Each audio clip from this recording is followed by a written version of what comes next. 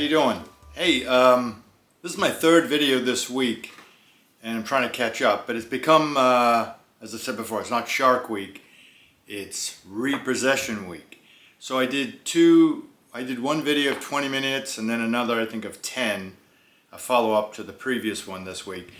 And then it occurred to me that I'm talking to you about what happens after a repossession occurs, either with my weird brain coming up with these cool lawsuits, or how in the first video my client, they're attempting to take his vehicle 3 years after he tried to return it. And I told you how to answer a repo lawsuit, or how I wrote a really unique lawsuit in federal law. It's on collectionstopper.com podcast plus. However, I think what I'm going to do is, and a lot of things I try to do, I try to be proactive with my clients, and sometimes they don't become my clients because I gave them so much information, they don't need me. That's cool.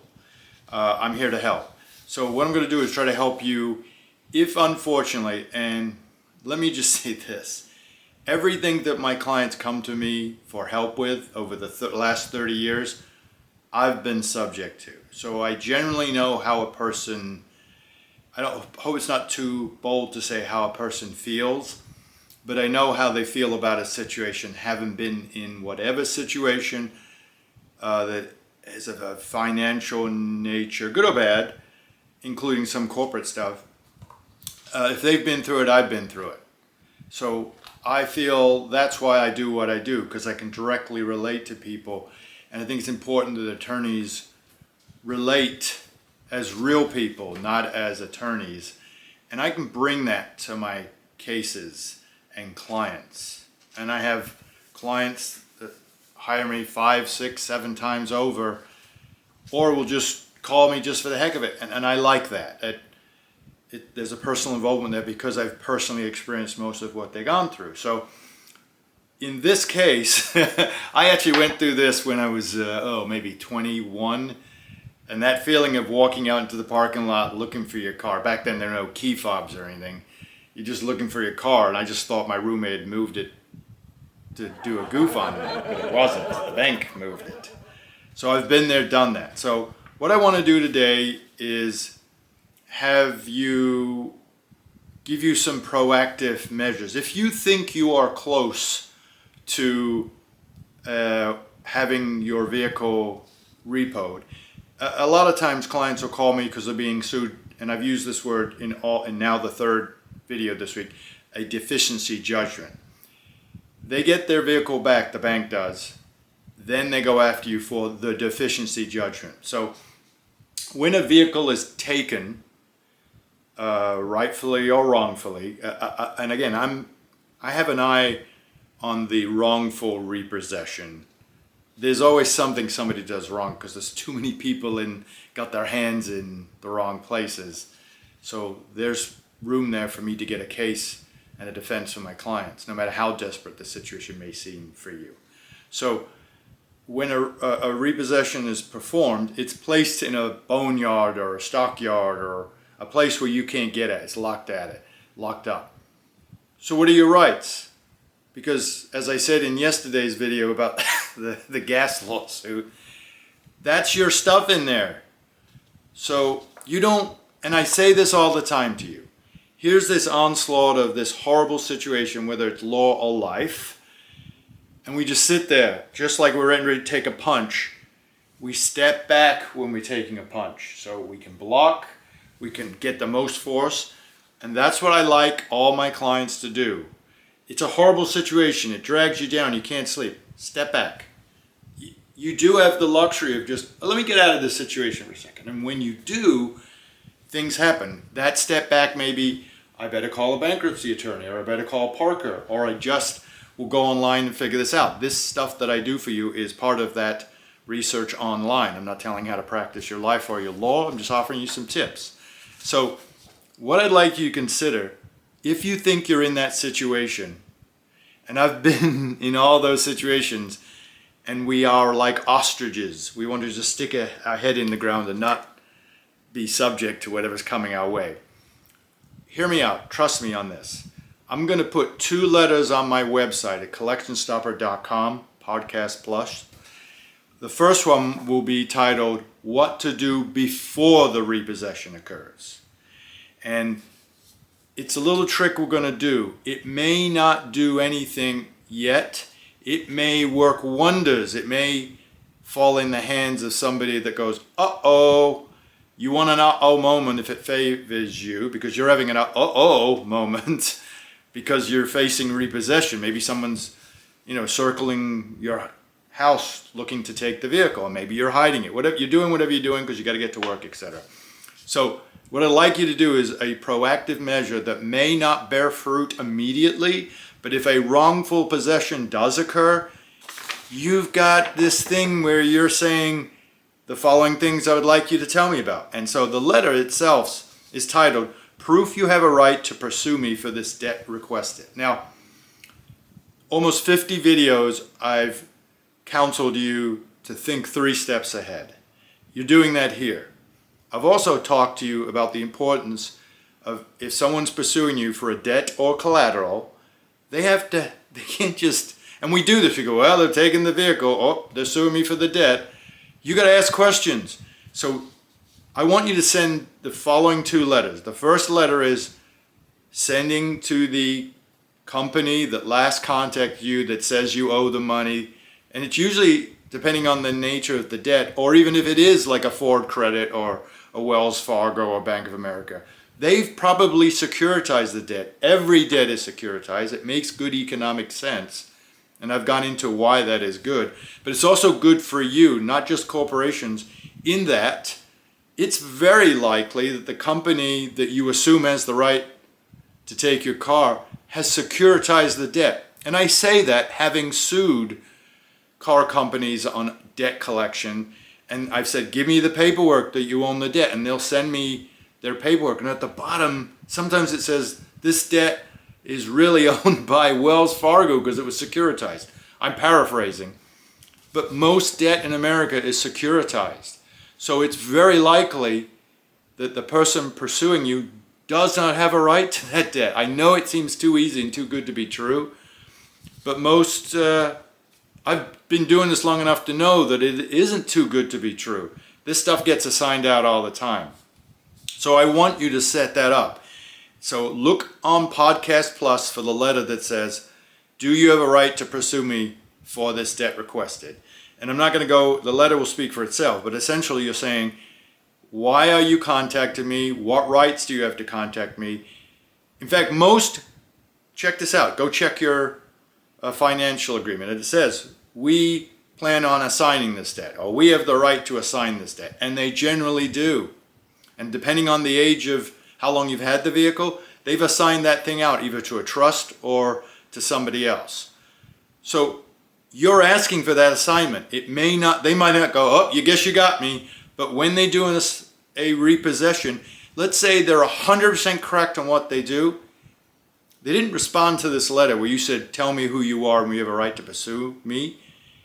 If you do a wrongful possession lawsuit, you're going to say, I gave you the chance, you didn't prove it, therefore, I don't believe you're the right company. And you're probably 99% right that they technically, because they securitize the debt, don't have a right to pursue you.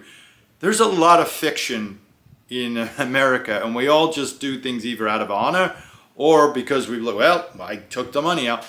A lot of it is all BS that depends on you just sticking your head in the sand or just, taking somebody's word for it. Corporations, frankly, are not your friends.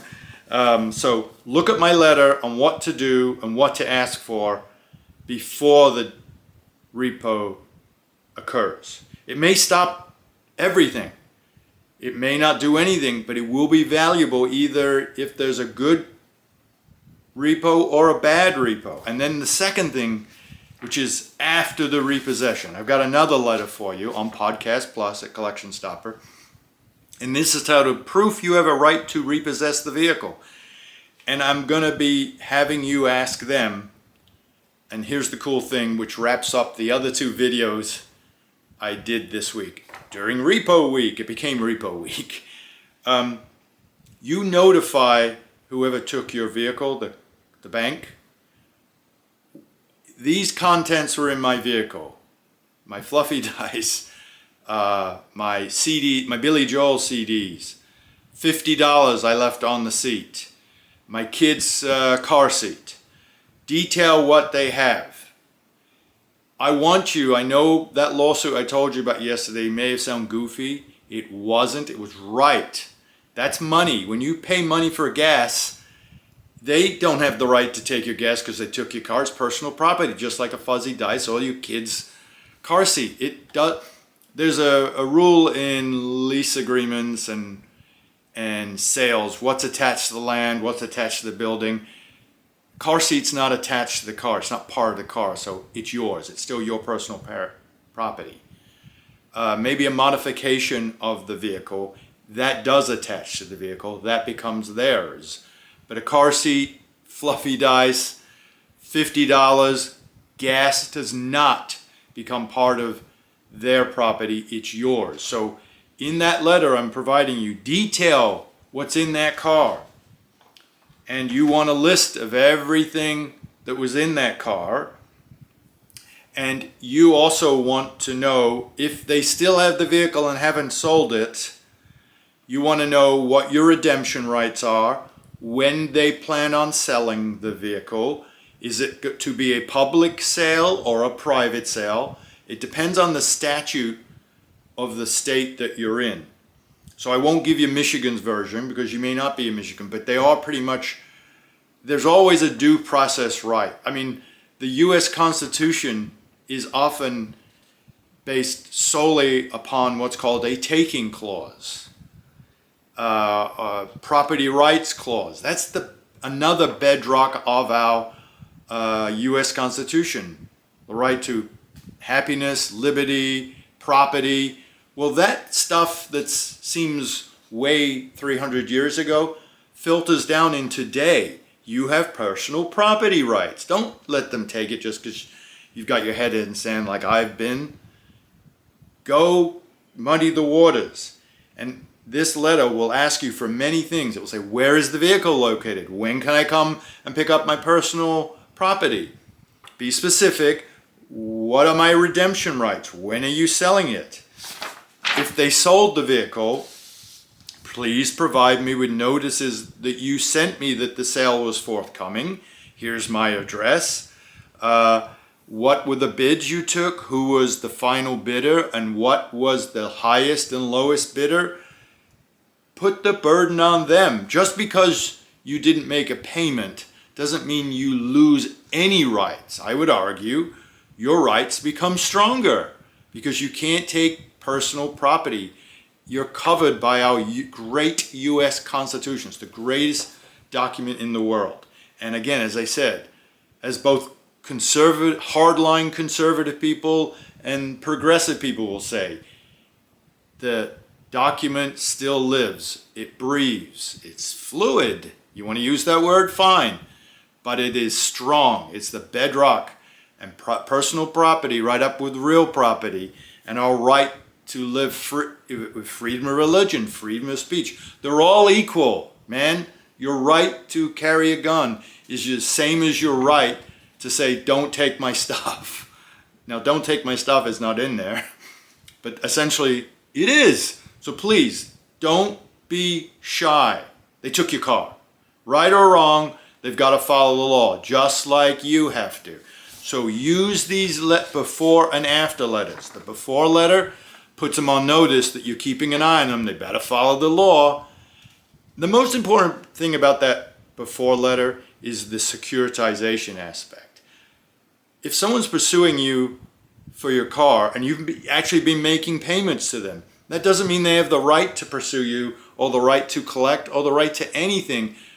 They're just assuming that you assumed it's okay because their name was the original creditor. But they've asked them. The letter will ask them, show me the securitization proof. If they blow you off, it's going to be serious if you sue them to get your car back or get money back or get property back. You place them on notice. Due process rights go both ways, baby. They have to give you your due process rights, and you're saying to them, before I sue you, and you're telling a judge, I asked for this stuff. You'll get the judge's sympathy, trust me. So I hope these 2 letters help. I'm going to end Repo Week, and this is a good note. This is to help you be proactive, and when they do take your car, I've got that letter. Most important, here it comes. Keep a paper trail registered by mail. So you'll sign the letter, and I've left you the option to fill in blanks. You'll see, it's perfect letter, whatever state you're in, just conform it to your rules. Sign it, copy the signed letter. Copy the signed letter. Don't just copy a Word document. Well, it's on my computer. No, print, copy, sign it, copy that, and send certified, return, receipt, requested. Not priority mail, certified, return, receipt, requested. So you have them signing. And I always get this. We didn't get your letter, and there's their signature. Or maybe even talking to the person that signed. I just did it with a court yesterday that claimed I hadn't done something. And I'm talking to the person who signed for the thing. It's an uncomfortable moment for her, and I was a little uncomfortable. But I'm protecting you. Keep a paper trail, register by mail, okay? Let's go rock it, man. Let's protect ourselves and make them follow the law that they require you to follow, all right? It's your country. All right, Brian Parker ending the week on a good note. Go to Podcast Plus for these 2 helpful letters. Like and subscribe, and I'll keep rocking it out for you. If you need anything, just email me or leave me a comment. Thank you very much. I hope I helped.